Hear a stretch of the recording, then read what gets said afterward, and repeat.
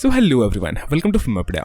इस वीडियो में बात करने वाला हूँ एंटमैन क्वांटममीना से रिलेटेड एक काफी इंटरेस्टिंग थ्योरी के बारे में। इस वीडियो में मैं आपको बताने वाला हूँ कि कैसे कैंग द कॉन्करर और स्कारलेट विच की कैरेक्टर एक दूसरे से कनेक्टेड है और कैसे basically Kang the Conqueror Scarlet Witch को मैनिपुलेट कर रहा है to be the supreme ruler of multiverse. So अगर आप नोटिस कर रहे होगे तो मार्वल फेज 4 और 5 के अंदर काफी सारे ऐसे आर्टिफैक्ट्स इंट्रोड्यूस किए गए हैं जो कि कहीं ना कहीं कैंग से कनेक्ट करते हैं।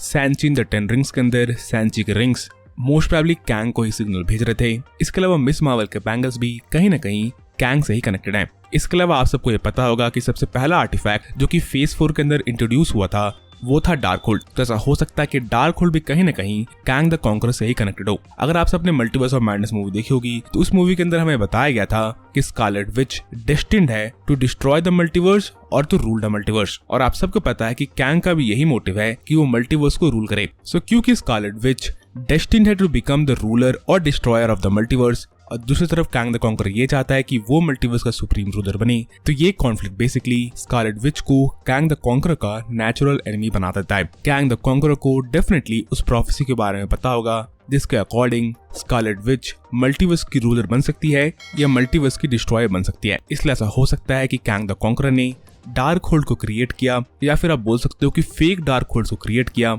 To manipulate Scarlet Witch. Comics के अंदर बेसिकली कटॉन नाम का एक एल्डर गॉड डार्क होल्ड का क्रिएशन करता है, पर एमसीयू के अंदर शायद ऐसा हो सकता है कि कटॉन भी कैंग का ही एक वेरिएंट हो, या फिर क्योंकि Kang the conqueror time travel कर सकता है तो उसे डार्क होल्ड के बारे में स्कारलेट विच से पहले पता चल गया और most probably Kang the Conqueror ने डार्क होल्ड के साथ कुछ छेड़छाड़ की होगी और असली डार्क होल्ड मे भी अभी तक डिस्ट्रॉय नहीं हुआ है और असली डार्क होल्ड मे भी कैंग द कॉन्करर के पास अभी भी मौजूद है। क्योंकि आप सबको पता होगा कि मल्टीवर्स ऑफ मैडनेस के लास्ट में स्कारलेट विच ने अक्रॉस द मल्टीवर्स सारे डार्क होल्ड्स को डिस्ट्रॉय कर दिया था, पर मे भी कैंग द कॉन्करर के पास असली डार्क होल्ड अभी भी मौजूद है, जिस डार्क होल्ड को कैंग द कॉन्करर स्कारलेट विच के हाथों नहीं लगने देना चाहता होगा। क्योंकि उसे पता है कि अगर असली डार्क होल्ड स्कारलेट विच के हाथों लग गया तो स्कारलेट विच को हराना कैंग के लिए भी काफी मुश्किल पड़ जाएगा। इसलिए मोस्ट प्रोबेबली फ्यूचर में ऐसा हो सकता है कि कैंग द कॉन्करर कहीं ना कहीं स्कारलेट विच को वापस से रिक्रूट करेगा और मैनिपुलेट करेगा टू वर्क विथ हिम। आप सबको पता होगा कि स्कारलेट विच को मैनिपुलेट करना अभी थोड़ा आसान है और स्कारलेट विच इस समय काफी ज्यादा इमोशनली वनरेबल है। इसलिए अगर Kang the Conqueror Scarlet Witch को ये प्रॉमिस कर देता है कि वो एक ऐसी टाइमलाइन बना देगा जिस टाइमलाइन के अंदर वांडा के बच्चे वापस आ सकते हैं, तो Wanda definitely Kang the conqueror की हेल्प कर सकती है फ्यूचर के अंदर।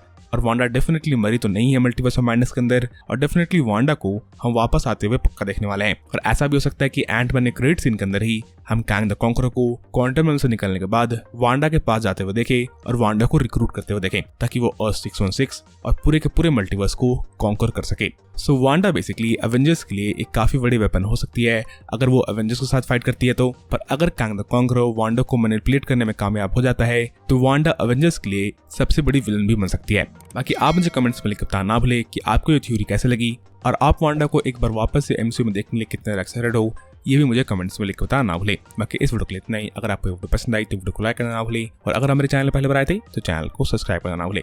As always thanks for watching.